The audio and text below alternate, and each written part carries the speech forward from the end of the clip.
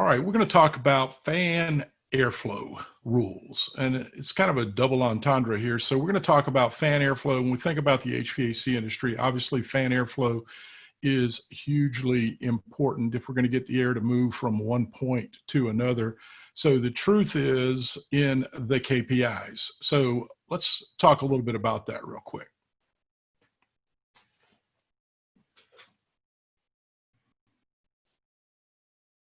And I'm not seeing the slide move.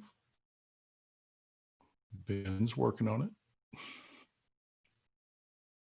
All right, so here we go. Fan airflow rules, the truth in KPIs. Here's a statement that we make in NCI training all the time. So when you can measure what you're talking about and express it in numbers, you know something about it. But when you cannot measure it, or when you cannot express it in numbers, your knowledge is of a meager and unsatisfactory kind.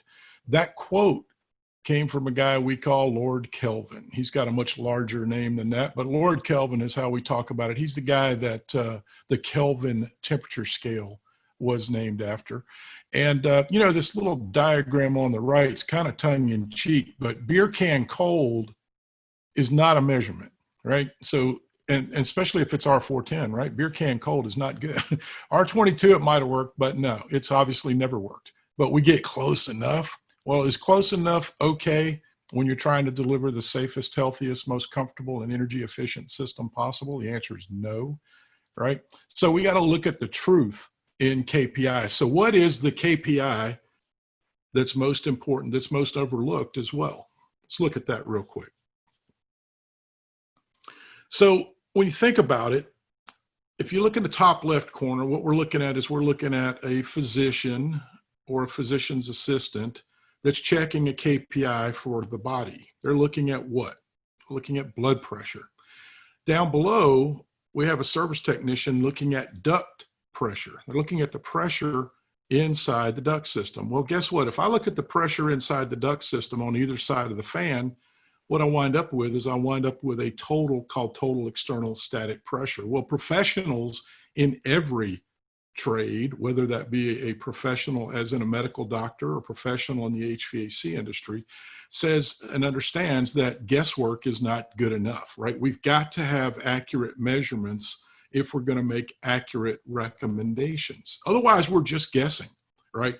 And when you think about superstars in every discipline rely on numbers. I mean, think about, you know, Barry Bonds, think about Dominique Wilkins back in the day in basketball. Think about some of the greats, Michael Jordan. Think about the greats in golf like Tiger Woods. I mean, all these guys, and there's lots of gals as well, but all these professional athletes, they knew their numbers, man. They know their numbers. They measure things that we never even think about, right? But what they do is they use those numbers and they adjust what they do based on the numbers. Well, those numbers collectively are called key performance indicators. If it's worth doing right, it's worth measuring, right? So up in the top right corner here, we got the handometer, right? The handometer is the #1 most commonly used instrument in our industry. Yep, that feels about right, right? Well, yep, that feels about right is not good enough, right? We want it to be exactly right. So we have to use other instruments. The instrument there, that owl norvalometer, that is a flow hood that is capturing air coming out of or going into a supply register or return grill. And there's no way that holding your hand up to a supply register tells you how many cubic feet of air per minute are actually being delivered to that room. You got to have a device like this. There are others you can use, but this is a device that captures air and puts it into a number. Well, here's the KPI that is the most overlooked KPI in the world. On every fan bearing piece of equipment, whether it be a gas furnace, an air handler, a package unit, doesn't matter.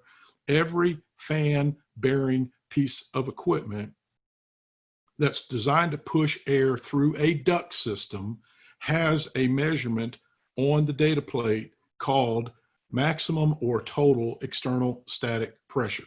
Well, when we look at a system as designed, like if I got this example here, I've got a 50,000 BTU, 80% furnace with a 2-ton air conditioner.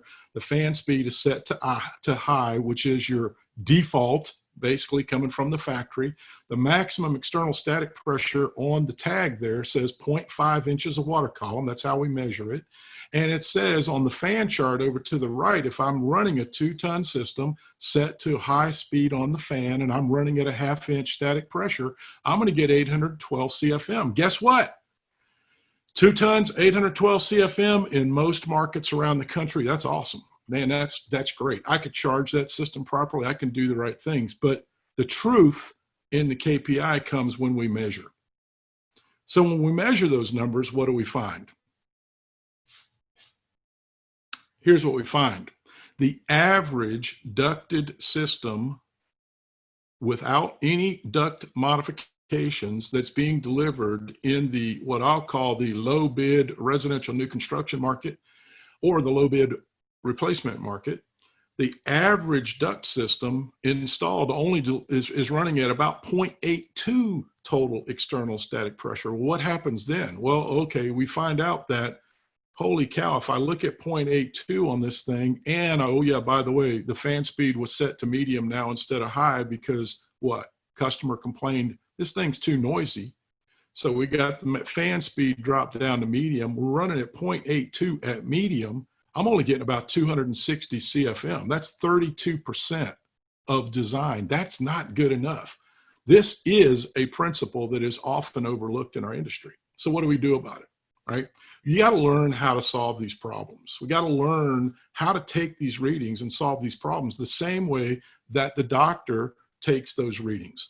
And unfortunately, the result of those kind of pressures is that the typical ducted system in North America, this includes you folks up there in Canada, is only delivering 57% of its rated capacity. Well, 57% as a KPI on a 100-point scale sucks. We're failing, right? This key performance indicator should be applied, not ignored. And if you don't measure, you're just guessing. And we don't want that in our business. We don't want that. Our customers don't deserve that.